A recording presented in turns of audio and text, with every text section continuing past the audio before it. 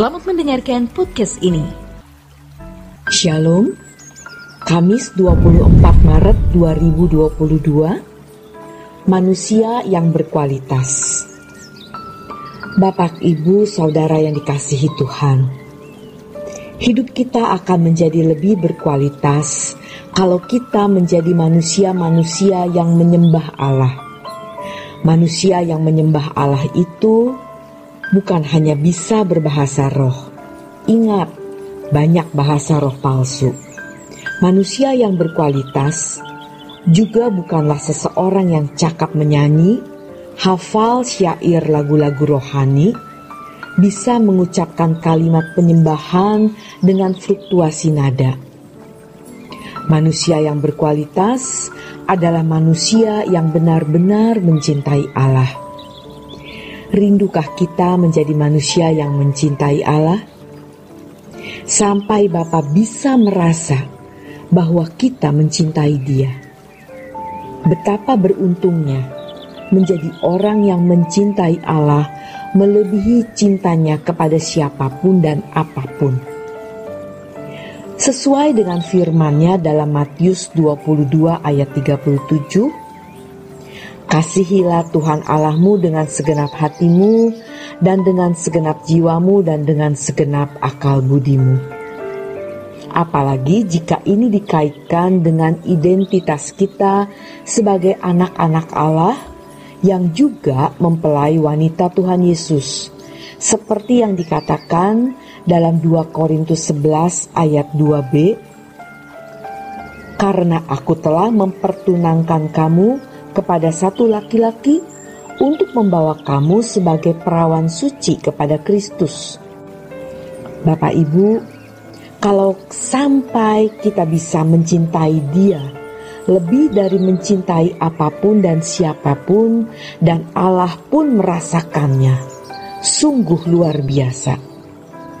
Kita tidak perlu mengeluh minta ini dan itu, karena Bapa tahu apa yang kita butuhkan.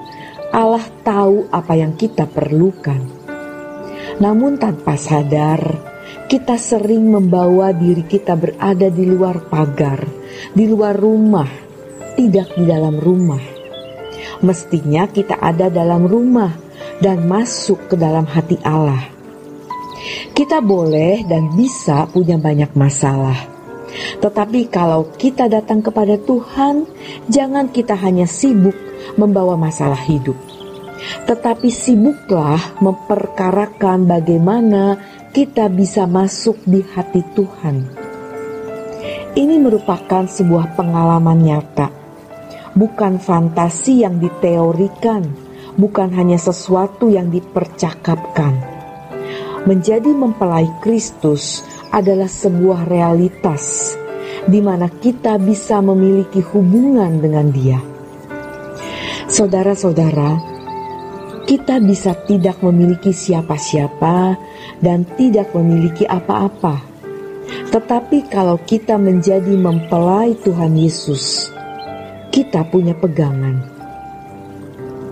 Punya pegangan bukan hanya karena beragama Kristen, ke gereja, menjadi aktivis, atau menjadi seorang pendeta. Melainkan hati yang melekat, sehingga nama kita diukir di telapak tangan Tuhan. Sebagaimana dalam Yesaya 49 ayat 16 dikatakan, lihat, aku telah melukiskan engkau di telapak tanganku. Tembok-tembokmu tetap di ruang mataku. Bapak Ibu, kalau sampai nama kita terukir di telapak tangan Tuhan, mau apa lagi? Siapa yang bisa melawan Tuhan? Tetapi nama kita tidak pernah terukir di telapak tangan Tuhan kalau kita memiliki banyak kekasih, kalau kita membangkitkan kecemburuan di hati Allah, karena kita menghargai harta, pangkat, kehormatan lebih dari menghargai Tuhan. Orang seperti ini tidak akan pernah merasa cukup dengan apa yang ada padanya. Sebaliknya, seseorang yang menjadi kekasih Tuhan akan berkata, Yesus cukup bagiku. Mungkin ada di antara kita yang berpikir bahwa dirinya tidak dipedulikan Tuhan. Tentu mereka tidak terus terang marah kepada Tuhan, tetapi mereka mulai kurang ajar.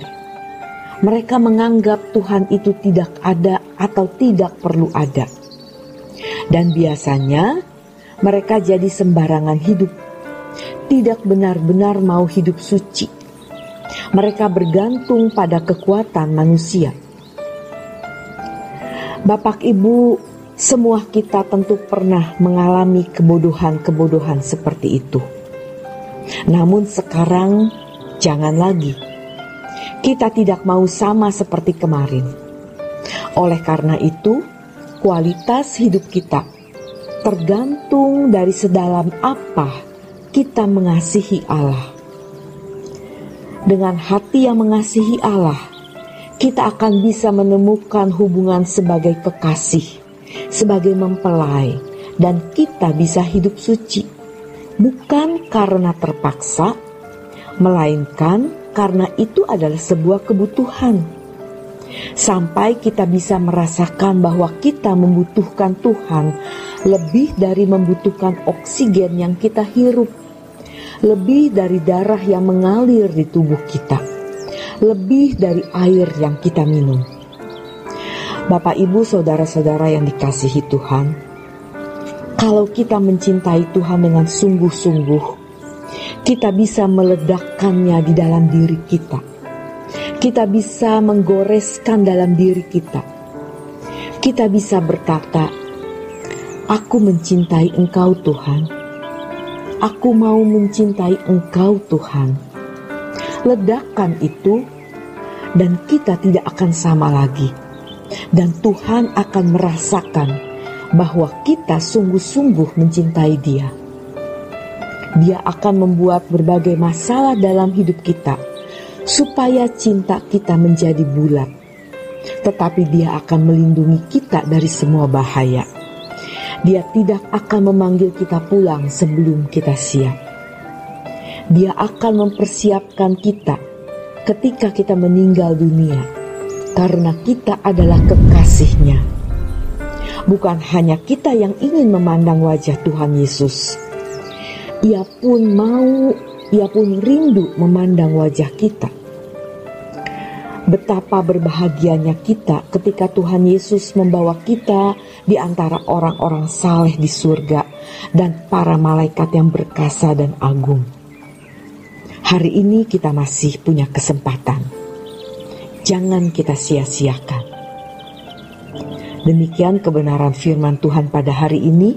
Tuhan Yesus memberkati.